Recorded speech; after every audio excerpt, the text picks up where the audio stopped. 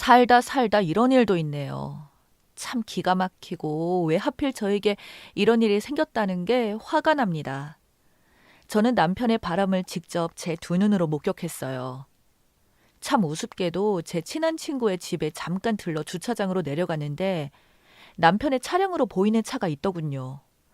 그래서 다가가 봤더니 어떤 여자와 오붓하게 있는 겁니다.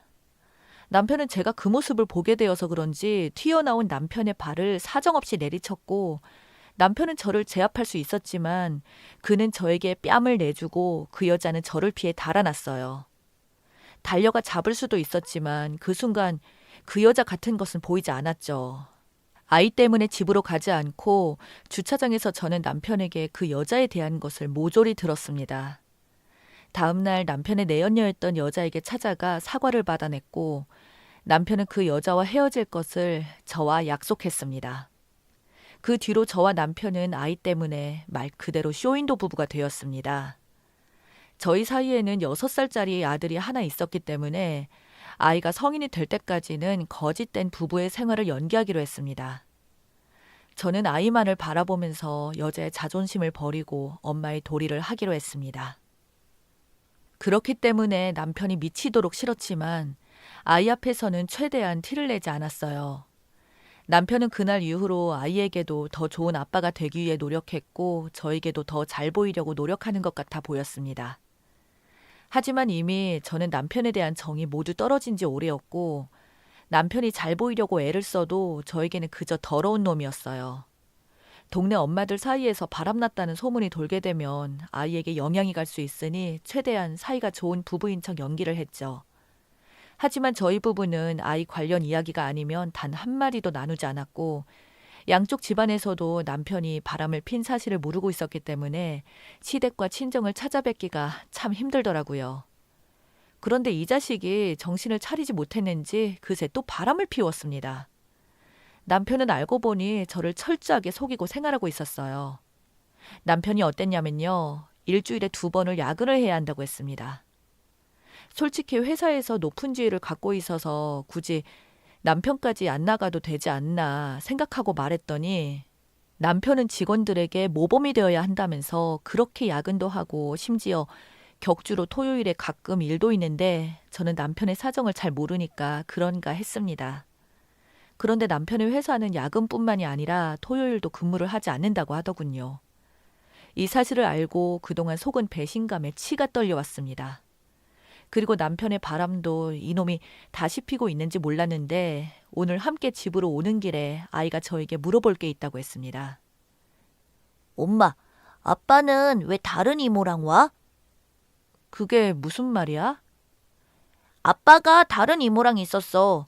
아빠는 엄마도 좋고 이모도 좋은가 봐. 저는 그 말을 듣자마자 너무 큰 충격을 받았고 혹시라도 아들이 충격을 받을까 봐 저는 일부러 아이에게는 잘 설명하지 못하고 다른 주제로 말을 돌리게 되었습니다. 아이가 이 모습을 보게 된 것은 남편은 자신의 폰으로 가끔 어린이 프로그램 동영상을 아들에게 틀어주는데 그때 남편의 폰으로 상간녀와 있는 사진을 보내게 되었고 그것을 아이가 보게 되었던 것이었습니다. 아이도 알게 된 이상 저는 저희의 생활을 이어갈 수 없었고 이참에 모든 증거를 모아 이 상황을 제대로 끝내야겠다는 생각이 들었어요. 우선 남편의 내연녀에 대해 알아봤는데 글쎄 내연녀가 저번에 저에게 들킨 그 여자인 것입니다. 저에게 헤어진다고 말을 해놓고서는 그때까지 계속해서 만남을 이어왔더군요. 그런데 그 여자가 저의 뒷목을 잡게 했던 것은 2년 전에 아이까지 낳았더라고요. 한마디로 남편은 저와 그 여자 사이에서 두 집 살림을 하고 있었던 것이었습니다. 참 기가 막히더군요. 우선 저는 절대로 이혼을 해주지 않을 것이라고 하고는 남편의 폰을 몰래 보면서 증거를 모아봤습니다. 그런데 글쎄 이번 주말에는 그 여자의 아이를 여자의 친정에 맡겨놓고 호텔에서 놀자는 계획을 세우고 있더군요. 그래서 저는 호텔의 이름과 호텔의 방번호를 모두 외워둔 뒤 저도 주말에 아이를 친정에 맡겨놓고 호텔로 찾아가서 저는 초인종을 눌렀습니다. 초인종을 눌렀더니 무엇을 주문했는지 몰라도 물어보지도 않고 자연스럽게 문을 열더라고요. 순간 저를 본 그 여자는 얼굴이 벌겋게 달아올랐고요. 당황했는지 문을 잡고 있는 손이 벌벌 떨면서 문을 발로 밀어서 호텔의 틈 안을 보니 이 여자가 뭐 하시는 거예요? 라며 저에게 무례하다는 듯이 말을 하더군요. 확인할 게 있어서요. 하면서 안을 보니 남편의 모습은 보이지 않더군요. 이렇게 하면 이들은 아마도 제가 그 여자가 다른 남자와 함께 온 거구나 하고 생각할 것이라고 생각했나 봐요. 남편도 제가 첫 번째 결혼기념일에 주문 제작으로 선물해 주었던 구두였던 것을 몰라서 그런지 대충 저를 소개하더군요. 그래서 저는 누가 봐도 남편의 것으로 보이는 신발을 보고 이야기했어요. 오랜만이네요. 잘 지냈어요? 갑자기 왜 찾아오셨어요? 그때 제가 사과하고 모두 끝난 거 아니었나요? 저에게 사사건건 이렇게까지 참견하는 건 좀 아닌 것 같은데요. 저도 끝난 줄 알았는데 이 신발을 보니 끝난 게 아닌 것 같아서요. 이건 그냥 제 남자친구 신발인데요. 남자친구 신발이 저희 결혼기념일에 주문 제작한 제 남편의 신발과 똑같네요. 사실 조금이라도 더 반박해 주기를 바랐지만 제대로 놀랬는지 아무 말도 하지 못하는 겁니다. 그이는 어디 있어요? 분명히 안에 있을 텐데. 내가 뒤집어 엎기 전에 네 발로 나와. 그랬더니 살짝 갇혀있던 방 틈으로 문이 열리더니 남편이 나오더군요. 여보, 어떻게 왔어?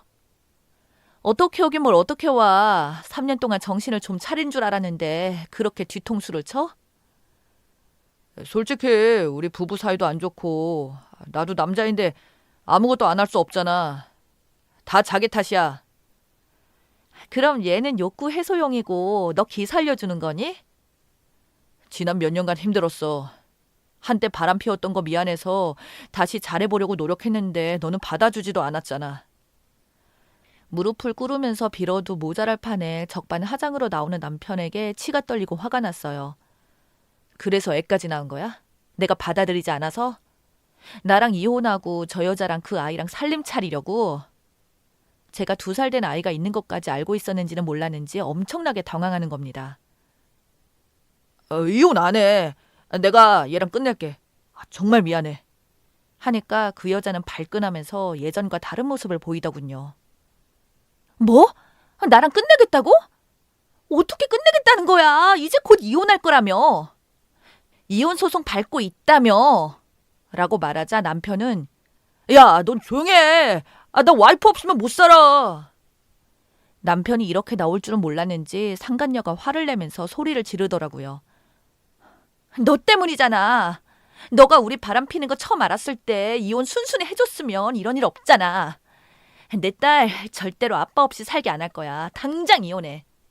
라는 겁니다. 그래서 그 여자가 얼마나 큰 잘못을 저지르고 무모한 짓을 하고 있는지 알려줬습니다. 내가 네 뜻대로 해줄 것 같아? 아니, 저 남자 내 옆에서 평생 죄책감 가지고 살게 만들 거야. 난 절대로 이혼 못해. 아니, 안 해줘. 난 네가 불륜한다는 사실과 네 딸이 그것으로 맺어진 관계에서 나온 아이라는 거 평생 동안 네 뒤를 따라다니게 만들 거야. 두고 봐. 순간으로 맺어진 관계가 너 인생을 얼마나 망가뜨릴지 상상도 하지 못할 정도로 만들 거니까. 했더니 겁 없이 어디서 버림받은 주제에 입을 놀려? 네가 행동을 똑바로 안 하니까 네 남편이 바람이 나는 거야. 핏대를 세우며 저에게 공격을 하기 위해 팩트를 알려줬습니다. 너 미쳤니? 어디서 뭐 잘못 먹었어? 야, 누가 지금 사랑 노름에 놀아놨더라? 누가 드라마 주인공이라도 된 줄 아는 것 같은데 사람들한테 너는 그냥 유부남이랑 바람난 더러운 여자야. 정신 차려! 라고 말하니 얼이 빠진 것 같았습니다.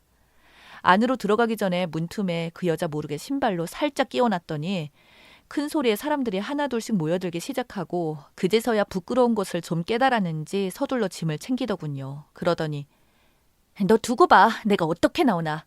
말하고 사라지려고 하더군요. 솔직히 웃었어요. 남의 남편과 놀아나면서 마치 자기가 비련의 여주인공 마냥 이 사랑이 영원할 것처럼 행세하는 이 여자가 참 뭐 같아 보이더군요.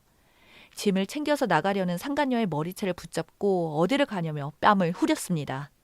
그 여자는 자기가 맞을 거라는 건 상상도 못했던 것 같았어요. 그러다 정신이 들었는지 갑자기 저에게 달려드는 거예요. 그래서 제가 남편에게 너 지금 얘 안 말리고 뭐해? 정신 차려. 너도 나한테 미친 짓 당하기 싫으면. 이라고 했더니 상간녀의 몸을 붙잡고 말리더군요. 저는 그 모습들을 사진을 찍어서 시어머니에게 보냈어요. 호텔에서 준 가운을 입고 광년이처럼 달려드는 상간녀, 그리고 팔을 붙잡으며 말리는 남편, 둘의 모습을 시어머니에게 문자 보냈습니다. 당신 아들이 지금 이 여자와 놀아났고 심지어 2살 된 아이까지 있다고, 나는 절대 이혼해주지 않을 거고 시댁에 찾아가서 인사를 드릴 용기가 없다고 했어요. 그리고 이제 이 문제 이후로 시댁을 찾아갈 일 없을 거라고 보냈습니다. 그리고 남편에게 말을 했어요. 네 엄마도 너의 그 추악한 더러운 짓 다 알게 됐으니까 이제 그 뒤 일은 네가 알아서 해. 어머님이 아셨다는 것은 완전 끝장났다고 보면 됩니다. 보통 남자보다 무서운 사람이거든요. 저는 남편에게 그렇게 전달하고 그리고 저는 그냥 그 호텔방을 나왔어요. 집에 들어와 소파에 앉아 있으니 참 많은 생각이 들었습니다. 남편의 바람을 2번이나 목격하게 되고 상간녀와 소리를 지르며 싸웠던 몇 시간 전의 상황이 실제로 일어난 일인지 믿겨지지가 않았어요. 흥분했던 제 감정이 조금 진정이 되고 나니까 손이 벌벌 떨리더군요. 이틀 정도 지나고 남편은 집에 돌아왔고 시댁에서 맞고 왔는지 팔과 다리가 예술이더군요. 저는 남편에게 반강제적으로 모든 재산을 제 앞으로 돌려놓게 만들었어요. 그리고 시댁에서도 한번 그 여자한테 가서 무슨 수를 써서라도 감옥에 쳐넣어버리겠다는 어머니의 말에 순순히 말을 들었다더군요. 지금 그 일이 일어난 지 딱 2년이 지난 날이에요. 강렬한 그날 이후 처음 밑에 있는 지방으로 내려가 좋은 곳에 살고 있다고 들었습니다. 사실 끝까지 쫓아가서 그 동네에 소문을 퍼뜨리고 미친 것 마냥 집안을 박살내고 싶었지만 그 이후로 남편과 연락하는 것도 사라진 것 같아 그냥 보고 있습니다. 혹시라도 똑같은 일이 일어날 때를 대비하여 상간녀가 이사간 집의 주소도 알아봤어요. 그리고 나중에 알게 되었는데 어머님이 그 여자를 만나 깔끔하게 손봐주고 해결했다고 들었습니다. 어머님이 한 번만 더 남편에게 얼씬거리지 않으면 아이는 어머님이 기르겠다고 했더니 남편을 포기했다고 하더군요. 이런 상황을 다 지켜본 지인은 한 번 바람핀 사람은 또 핀다고 그냥 깨끗하게 헤어지고 홀로 편하게 살라고 하는데 그냥 지금은 저를 내려놓고 아이만 생각하기로 했습니다. 아이가 성인이 되기 전에 제 마음이 다시 바뀔지도 모르겠지만 아직까지는 확고하네요. 그래서 현재 저는 남편과 이혼을 하지 않았어요. 이혼을 하는 것보다 항상 죄책감을 느끼도록 하는 것이 저의 최대한의 복수라고 생각하기 때문이에요. 하지만 아이가 성인이 되고 나면 별거를 할 생각입니다. 계획도 있고 결심도 확고한데 제가 어느 순간 변할지는 모르겠네요. 바람이 나는 것은 주변 사람들을 모두 망가뜨리는 행동인 것 같습니다. 제발 순간의 감정으로 주변 사람들의 삶을 망가뜨리지 말아줬으면 하는데 다들 너무 이기적인 사람들이 많아서 그런지 저 말고도 주변에 상처를 받는 사람들이 많네요. 아무튼 남편은 제 눈치를 보고 쩔쩔매면서 반등신으로 살고 있습니다. 제가 겪은 만큼 고통을 줄 겁니다. 시어머니한테 협박당해서 그런지 얌전하게 잘 지내고 있는데 한 번 더 저를 속인다면 그때는 제가 이놈을 무슨 수를 써서라도 감옥에 집어넣을 거예요. 그 여자는 자기가 스스로 만든 무덤에서 죄 없는 자식까지 고통을 받게 만들었지만 저는 끝까지 내 자식 잘 자랄 수 있도록 아빠 노릇 제대로 하게끔 할 거예요. 이래서 다 자업자득이라고 하는가 봅니다.